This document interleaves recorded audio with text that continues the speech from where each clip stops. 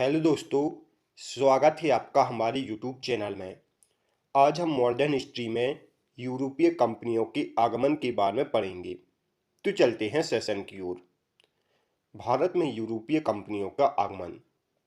इस वीडियो में हम मुख्यतः पुर्तगाली, डचों, अंग्रेजी, डेनिश और फ्रांसीसी कंपनियों के आगमन के बारे में पढ़ेंगे। भारत में यूरोपीय कंपनियों का आगमन। भारत में आने वाली सबसे पहली यूरोपीय कंपनी पुर्तगाली कंपनी थी। उसके बाद डच, ब्रिटिश, डेनिश और फ्रांसीसी कंपनियां आई थीं। मध्यकाल में भारत को पश्चिम देशों से जोड़ने वाले दो मुख्य मार्ग थे। एक मार्ग था फारस की खाड़ी वाला मार्ग और दूसरा मार्ग था लाल सागर वाला मार्ग। फारस की खाड़ी वाले मार्ग से ज़्यादातर व्यापार होता था और जो लाल सागर वाला मार्ग था वह कोहरे और चट्टान के कारण दुष्कर था। इस कारण इस मार्ग से कम व्यापार होता था। पहले यूरोप के व्यापार में इटली के व्यापारियों का एकाधिकार था। इस कारण यूरोप के जो नवीन राज्य थे वह व्यापार से वंचित थे। हम दो मार्ग देख लेते हैं। एक था फारस की खाड़ी वाला मार्ग और दूसरा था लाल सागर वाला मार्ग। जो फारस की खाड़ी वाला मार्ग था इससे ज़्यादा व्यापार होता था और जो लाल सागर वाला मार्ग था यह कोहरे व चट्टानों के कारण दुष्कर था।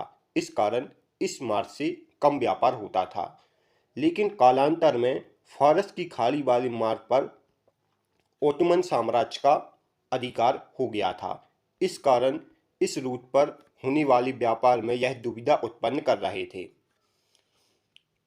इसी समय भौगोलिक खोजों और व्यापारिक मार्गों की आविष्कार में पुर्तगाली अग्रणी थे और उस समय वहां के शासक थे प्रिंस हेनरी द नेविगेटर। इन्होंने पुर्तगालियों की खोजों में सहायता की थी। 1486 ईस्वी में पुर्तगाली नाविक बॉर्थ लेम्युडिज ने उत्मासा द्वीप की खोज की। उत्मासा द्वीप अफ्रीका में स्थित है और इसे केप ऑफ गुड होप के नाम से भी जाना जाता है। इसके बाद 1492 ईस्वी में स्पेन की सहायता से कोलंबस ने अमेरिका की खोज की थी और कुछ ही समय बाद 1498 ईस्वी में एक पुर्तगाल यात्री वास्को डी गामा उत्मासा द्वीप के रास्ते से होकर भारत पहुंचा था। इस प्रकार वास्को डी गामा ने यूरोप से भारत तक के नए रास्ते की खोज की थी। वास्को डी गामा ने किसकी खोज की थी? यूरोप से भारत तक के नए समुद्री मार्ग की। जैसे हम एक बार मैप में देख लेते हैं। वास्को डी गामा इधर से चला था, इस प्रकार वह उत्मासा द्वीप पहुंचा था और उत्मासा द्वीप से होते हुए यह भारत पहुंचा था। इस प्रकार वास्को डी गामा ने यूरोप से भारत तक के समुद्री मार्ग की खोज की थी और जो पहले व्यापार होता था यह फारस की खाड़ी और लाल सागर वाले मार्ग से होता था। फारस की खाड़ी वाले मार्ग पर ओटोमन साम्राज्य का अधिकार हो गया था, जिस कारण यह व्यापार में विघ्न उत्पन्न कर रहे थे और लाल सागर वाले मार्ग में कोहरे और चट्टानें पड़ती थी और यह भी एक दुष्कर मार्ग था। इस कारण इस नए रूट की खोज हुई और किसने की थी? वास्को डी गामा ने। यूरोपीय कंपनियों के स्थापना वर्ष। जो यूरोप में अलग अलग कंपनियां हुई हैं उनके स्थापना वर्ष इस प्रकार हैं। जैसे पुर्तगाली ईस्ट इंडिया कंपनी की स्थापना 1498 में, अंग्रेजी ईस्ट इंडिया कंपनी की स्थापना 1600 में, डच ईस्ट इंडिया कंपनी की स्थापना 1602 में, डेनिश ईस्ट इंडिया कंपनी की स्थापना 1616, फ्रांसीसी ईस्ट इंडिया कंपनी की स्थापना 1664 और स्वीडिश ईस्ट इंडिया कंपनी की स्थापना 1631 में की थी। यह यूरोपीय कंपनियों की स्थापना वर्ष हैं। इसके अलावा यूरोपीय कंपनियों के भारत आगमन का क्रम इस प्रकार है। सबसे पहले पुर्तगाली कंपनी 1498 ईस्वी में भारत में आई थी। उसके बाद 1605 ईस्वी में डच कंपनी, 1608 ईस्वी में ब्रिटिश कंपनी, 1616 ईस्वी में डेनिश कंपनी और 1667 ईस्वी में फ्रांसीसी कंपनी भारत में आई थी और यह उन कंपनियों के नाम हैं। सबसे पहले हम पुर्तगालियों के आगमन को देखेंगे। पुर्तगाल द्वारा यूरोप व भारत के बीच सीधे समुद्री मार्ग खोजने में आर्थिक व धार्मिक कारण सक्रिय थे। आर्थिक कारण में व्यापार करना था और धार्मिक कारण में ईसाई धर्म का प्रचार करना था। और जो पुर्तगाली साम्राज्य भारत में फैला हुआ था उसे एल्टाडो द इंडिया के नाम से भी जाना जाता था। सबसे पहले 1498 ईस्वी में वास्को डी गामा कालीकट बंदरगाह के कप्पकराडू नामक स्थान पर पहुंचा था। और किस जहाज से वास्को डी गामा भारत आया था? उसका नाम है साओ ग्रेबियल। और वास्को डी गामा की सहायता गुजराती पथ प्रशासक अब्दुल समद ने की थी। वास्को डी गामा की सहायता किसने की थी? गुजराती पथ प्रशासक अब्दुल समद ने। जब वास्को डी गामा कप्पकडाबू में पहुंचा तो वहां अरब व्यापारियां पहले से मौजूद थे। अरब व्यापारियों द्वारा वास्को डी गामा के साथ खराब रवैया अपनाया गया, लेकिन उस समय वहां के राजा जमोरिन थे। राजा जमोरिन ने वास्को डी गामा का स्वागत किया और उसे व्यापार करने की अनुमति दी। उसके बाद 1499 में वास्को डी गामा पुनः वापस अपने देश चला गया और जब वहां पहुंचा तो वहां के शासक मैनुअल प्रथम ने वास्को डी गामा को वाणिज्य के प्रधान की उपाधि दी थी। इसके बाद 1500 में अल्वारिज कैब्रल के नेतृत्व में पुर्तगालियों का दूसरा दल भारत आया था। इसके बाद 1502 में वास्को डी गामा पुनः भारत आया था। जब वास्को डी गामा पुनः भारत आया था तो इसने कोचीन में पुर्तगालियों की पहली फैक्ट्री स्थापित की थी। यह भारत में पुर्तगालियों द्वारा निर्मित प्रथम बस्ती थी। इसके अलावा उसने कालीकट और कुन्नूर में भी फैक्ट्री की स्थापना की। इसके बाद समय बीतता गया और 1505 ईस्वी में पुर्तगाली सरकार ने अब भारत में एक गवर्नर की नियुक्ति प्रारंभ कर दी और सबसे पहला गवर्नर कौन नियुक्त किया गया? अल्मीडा। पुर्तगाली सरकार द्वारा भारत में सबसे पहले अल्मीडा को गवर्नर नियुक्त किया गया था। अब अल्मीडा का शासनकाल कब से कब तक था? 1505 से 1509 ईस्वी के मध्य में यह गवर्नर के रूप में नियुक्त था। इसने क्या क्या काम किए? इसने कोचीन का दुर्गीकरण करवाया और कोचीन को अपना मुख्यालय बनाया। इसने 1508-9 ईस्वी में गुजरात, मिस्र व तुर्की के संयुक्त मुस्लिम जलबेड़े को पराजित कर द्वीप पर अधिकार कर लिया, जो काठियावाड़ प्रदेश में स्थित है। इसके अलावा कैन्नूर में पुर्तगाली फैक्ट्री की स्थापना की और फ्रांसीसी अल्मीडा ने ब्लू वाटर या शांत जल की नीति अपनाई थी। इस नीति के अनुसार यह कहता था कि हमें अपनी पूरी शक्ति समुद्र में लगा देनी चाहिए, जिससे हमें ज़्यादा से ज़्यादा फायदा हो। यह किसकी नीति थी? फ्रांसिस्को अल्मीडा की। इसके बाद अबू बकर गवर्नर के रूप में नियुक्त हुआ। इसका शासनकाल 1505 से 1509 से 1515 ईस्वी के मध्य में था। सॉरी, यहाँ 9 आएगा। भारत में पुर्तगाली सत्ता का यह वास्तविक संस्थापक था। इसने 1510 में बीजापुर के यूसुफ आदिल शाह से गोवा को जीत लिया था और इसकी किलेबंदी करवाई थी। इसने 1511 में मलक्का पर अधिकार कर लिया था। मलक्का दक्षिण पूर्वी एशिया की प्रमुख मंडी हुआ करती थी और इसके अलावा इसने 1515 में हरमुज पर अधिकार कर लिया। हरमुज फारस की खाड़ी में स्थित था। इसने कृष्णदेवराय से अनुमति लेकर भटकल में एक किले का निर्माण भी करवाया था। इसके समय में पुर्तगालियों का सर्वाधिक विस्तार हुआ और इसने अपना व्यापार श्रीलंका की कोलंबो तक बढ़ाया था।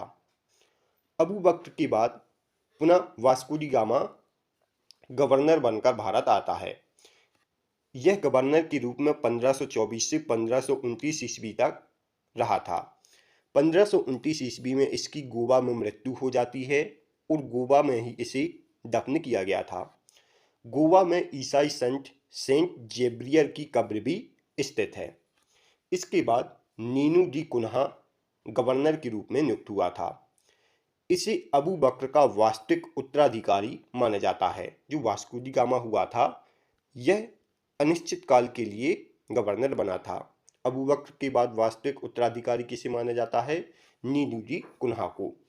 इसने 1530 में गोवा को नई राजधानी बनाया और इसने सेंथोमा द्वीप और हुगली में बस्तियों का निर्माण करवाया था। इसने व्यापारियों पर नियंत्रण हेतु काफिला व्यवस्था लागू की थी। सेंथोमा कहाँ है? सेंथोमा मद्रास में है और हुगली बंगाल में स्थित है। अब हमें पुर्तगालियों से क्या क्या प्राप्त हुआ था उसको हम एक बार देख लेते हैं। प्रेस पुर्तगालियों की देन है और सबसे पहले प्रेस कहाँ स्थापित हुई थी? 1556 में गोवा में सर्वप्रथम प्रिंटिंग प्रेस स्थापित की गई थी। 1508 ईस्वी में तंबाकू की खेती दक्षिण भारत में पुर्तगालियों ने शुरू की थी। यह उत्तर भारत में शाहजहां के काल में शुरू की गई थी। पुर्तगाली जो थे यह मध्य अमेरिका से तंबाकू, आलू, मक्का भारत लाए थे। इसके अलावा यह पपीता, अनानास, लीची, संतरा, शकरकंद, मूंगफली, काजू और बादाम की खेती यह सभी पुर्तगालियों की देन है। जो पुर्तगाली थे यह स्वयं को समुद्र का स्वामी करते थे और कार्थेज आर्मी व्यवस्था को यह उचित ठहराते थे। अब हम डचों के आगमन के बारे में देखेंगे। डच हॉलैंड या नीदरलैंड के निवासी थे और जो डच थे यह हॉलैंड की एक व्यापारिक जाति थी।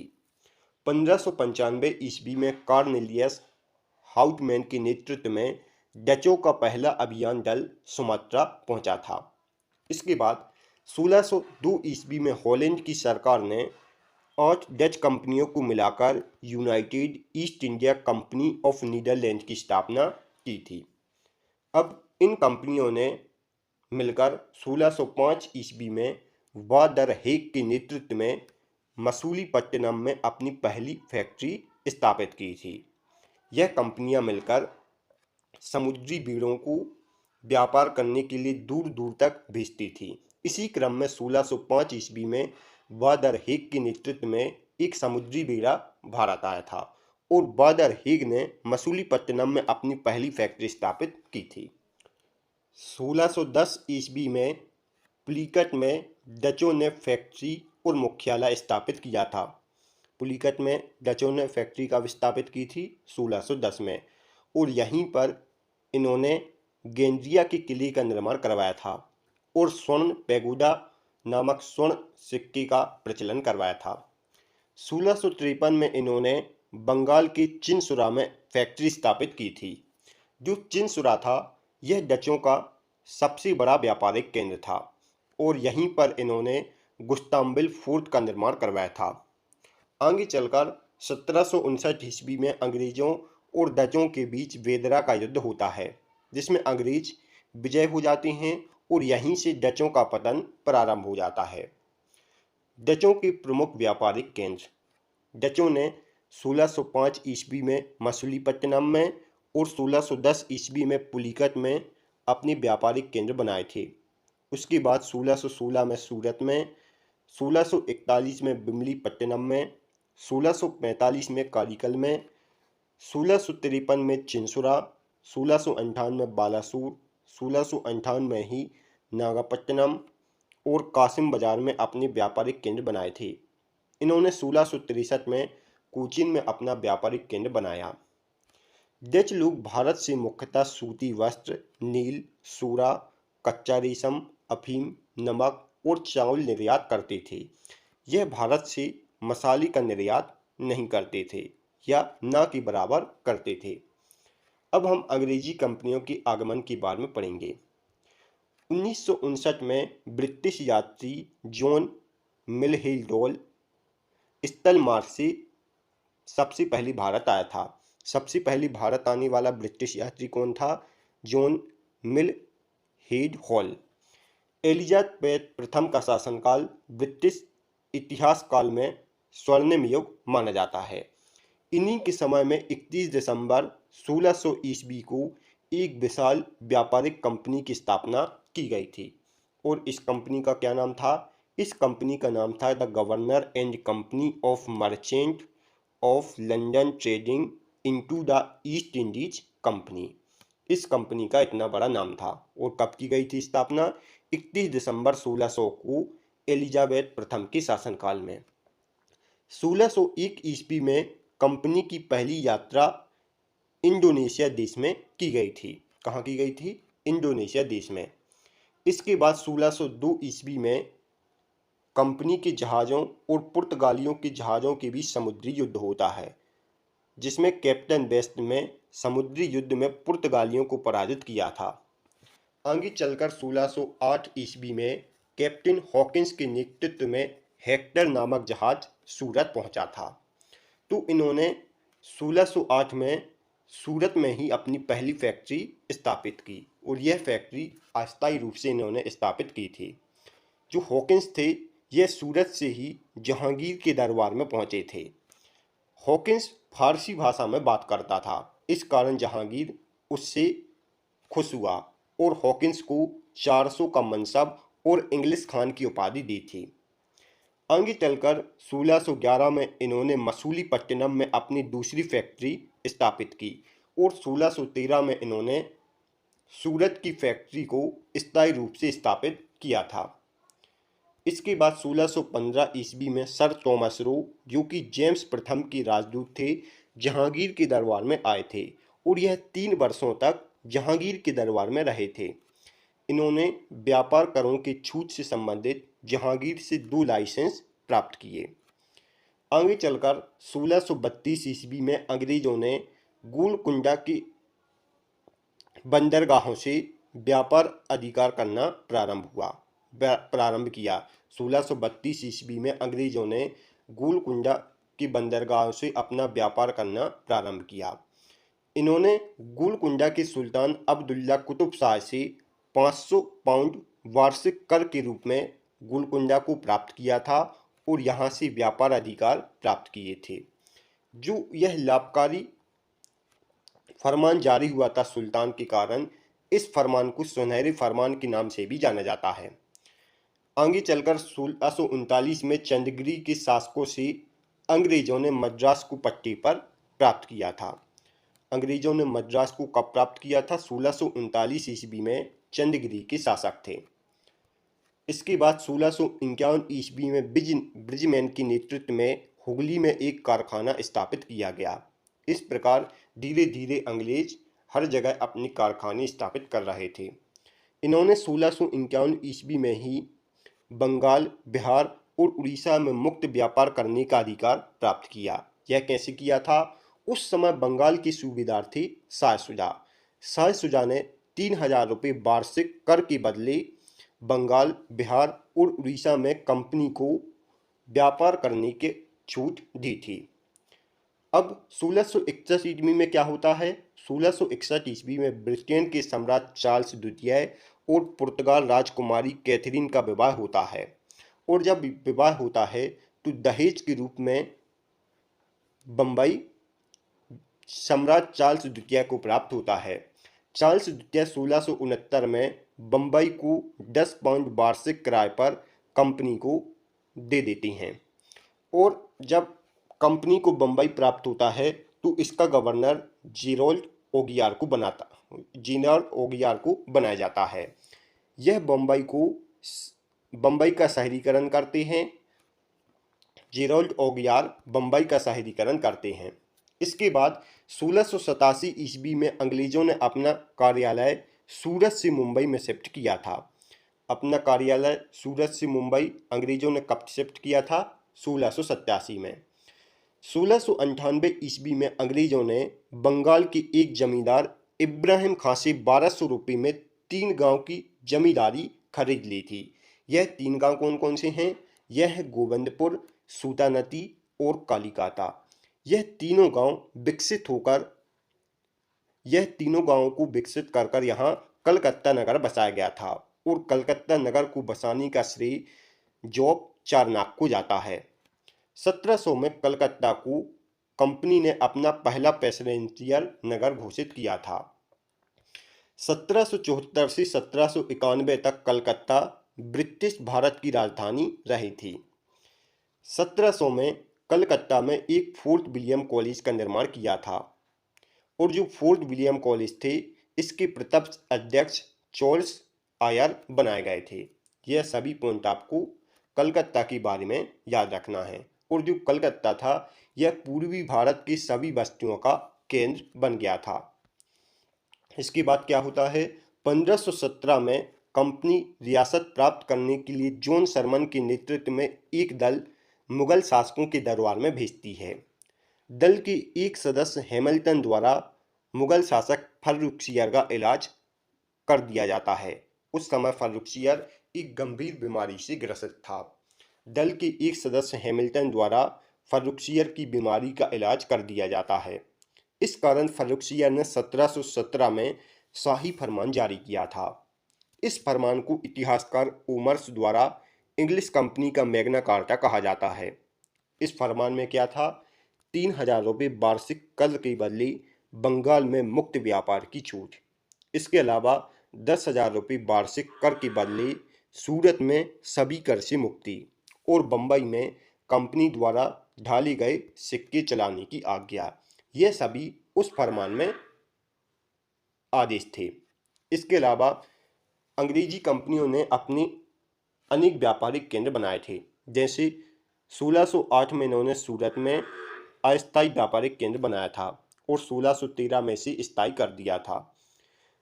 1611 में इन्होंने मसूलीपट्टनम में, 1616 में अहमदाबाद, बुरहानपुर और आगरा में अपना व्यापारिक केंद्र बनाया था। इसके अलावा 1632 में गोलकुंडा, 1633 में बालाकोट व हरिहरपुर, 1639 ईस्वी में मद्रास में, 1651 ईस्वी में हुगली में, 1669 ईस्वी में बम्बई में और 1700 में कलकत्ता में अपना व्यापारिक केंद्र बनाया था। अब हम डेनिश कंपनियों के आगमन के बारे में पढ़ेंगे। डेनिश डेनमार्क के निवासी थे। इन्होंने 1616 ईस्वी में बंगाल के श्रीरामपुरा में अपनी फैक्ट्री स्थापित की थी, जो इनका मुख्य केंद्र था। इसके अलावा कुछ अन्य केंद्र थे, जैसे इन्होंने 1620 ईस्वी में तमिलनाडु के टेकोबार में और 1676 ईस्वी में बंगाल के श्रीरामपुर में अपने व्यापारिक केंद्र बनाए थे। अब हम फ्रांसीसी कंपनियों के आगमन के बारे में पढ़ेंगे। फ्रांसीसी ईस्ट इंडिया कंपनी की स्थापना लुई 14 के शासनकाल में इसके मंत्री कोबर्ट के प्रयासों से 1664 में हुई थी। 1668 ईस्वी में फ्रैंक कैरो के नेतृत्व में यह कंपनी अपना दल भेजती है। इस दल द्वारा सूरत में पहली फैक्ट्री की स्थापना की जाती है। इसके बाद 1669 में यह मसूलीपट्टनम में अपनी दूसरी फैक्ट्री की स्थापना करते हैं और मसूलीपट्टनम में इस फैक्ट्री की अनुमति मकारा ने गोलकुंडा के सुल्तान से प्राप्त की थी। मसूलीपट्टनम में फैक्ट्री स्थापना की अनुमति मकारा ने गोलकुंडा के सुल्तान से प्राप्त की थी। इसके बाद 1672 में एडमिरल डेला ही ने गोलकुंडा के सुल्तान से सेंथोमी छीन लिया था, जो कि मद्रास में पड़ता है। इन्होंने 1679 ईस्वी में पांडिचेरी को अपना मुख्यालय बनाया था और इसका गवर्नर फ्रांसिस मार्टन को बनाया गया था। जो फ्रांसिस मार्टन है, इसे फ्रांसीसी वस्तियों का भारत में वास्तविक संस्थापक माना जाता है। फ्रांसीसी वस्तियों का वास्तविक संस्थापक किसे माना जाता है? फ्रांसिस मार्टन को।